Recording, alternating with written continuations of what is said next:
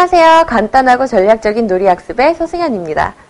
이번 강의에는요, 이제 준비할 게 거의 없는, 아예 없는 건 아니고요. 거의 없는 활동을 준비해봤는데요.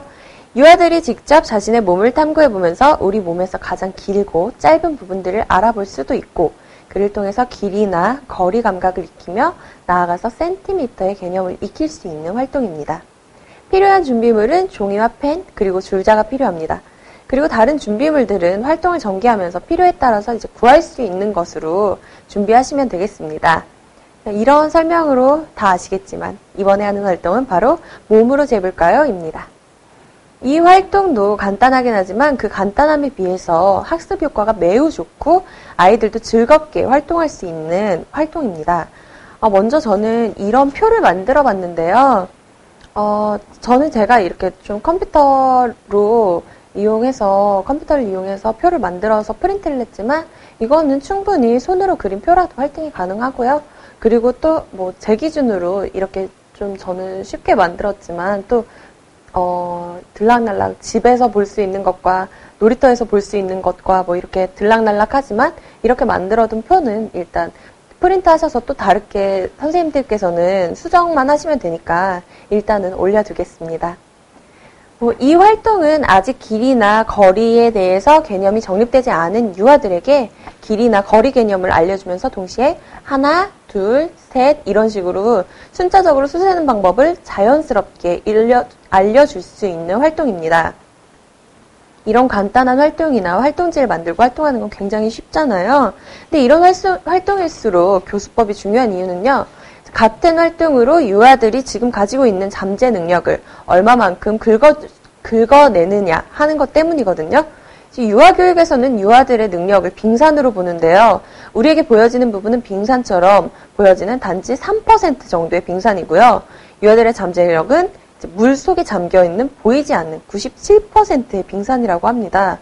그러면 그 97%의 잠재력을 어떻게 발현시켜주느냐가 유아교육에서 이제 주안점이 되는데 유아들의 잠재력을 최대한으로 이끌어내줄 수 있는 방법 그리고 유아가 자신이 가진 능력을 최대치로 끌어낼 수 있도록 도와주는 방법을 일러주는 교수법이 그래서 중요하고 필요한 겁니다.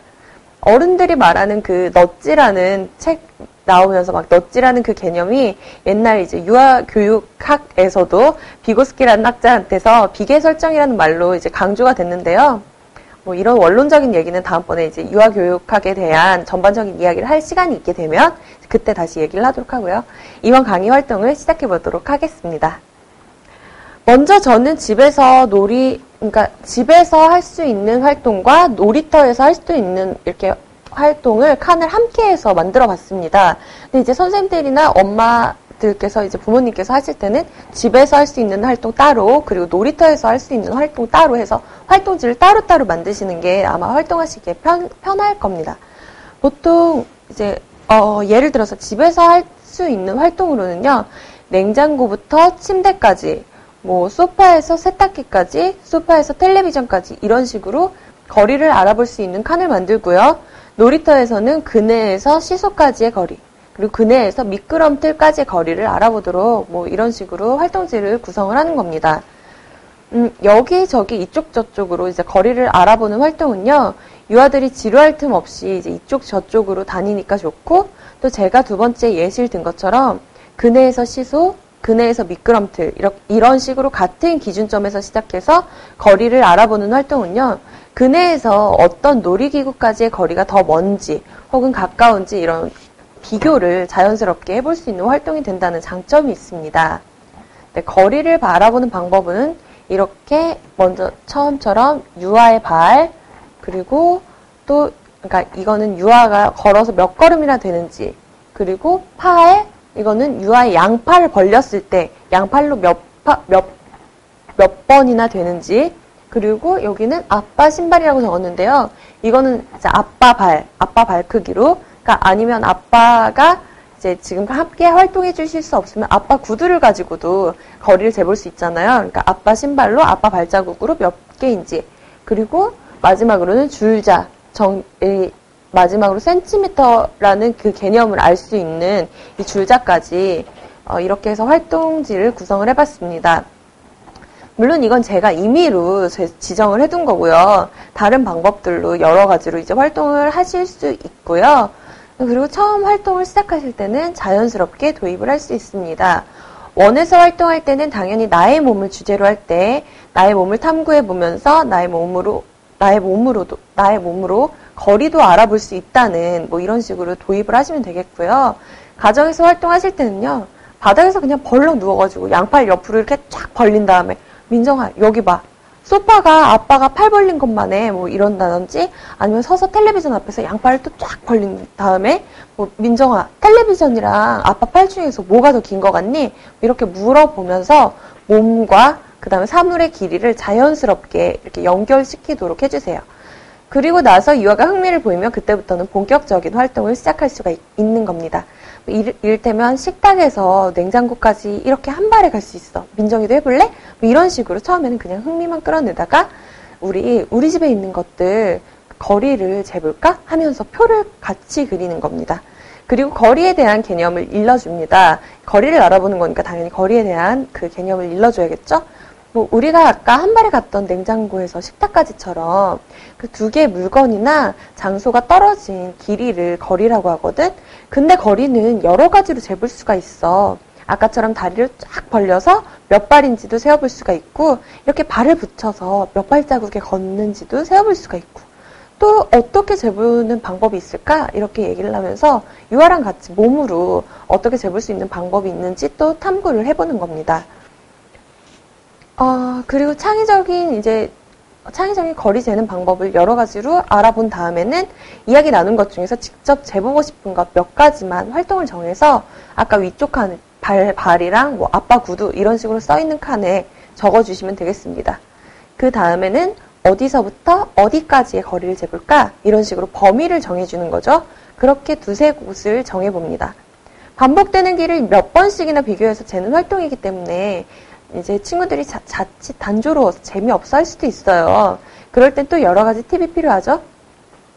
먼저 유아들의 발자국 수로 거리를 잴 때는 유아와 함께 부모님이 하나, 둘, 셋, 넷, 다섯 뭐 이런 식으로 함께 수 세는 걸 도와주세요.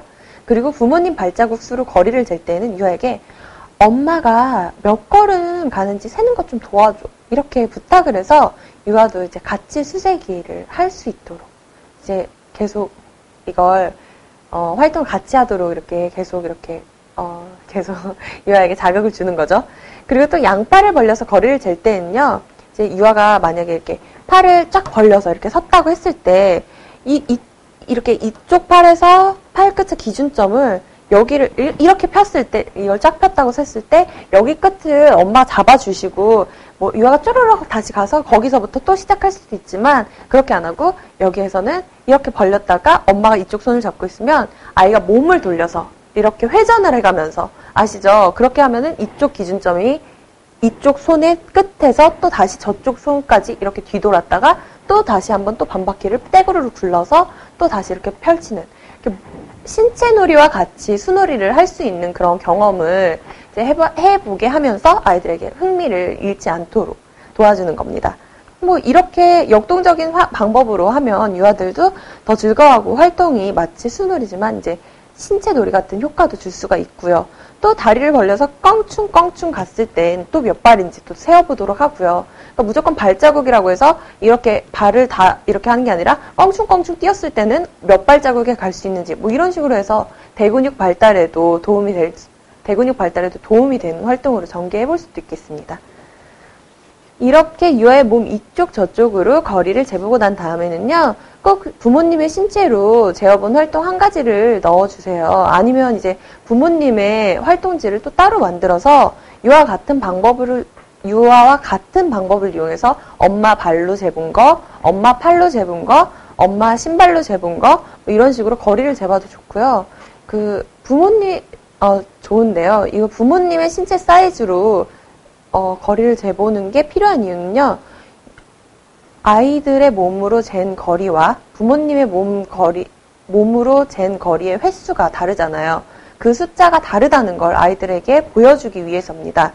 거리를 몇 발이나, 50발자국, 그리고 50뼘 뭐 이런 식으로 나타내지 않고 그리고 몇 센티미터로 나타내야만 하는 이유를 아이들이 직접 몸소 체험해 보도록 한 거죠.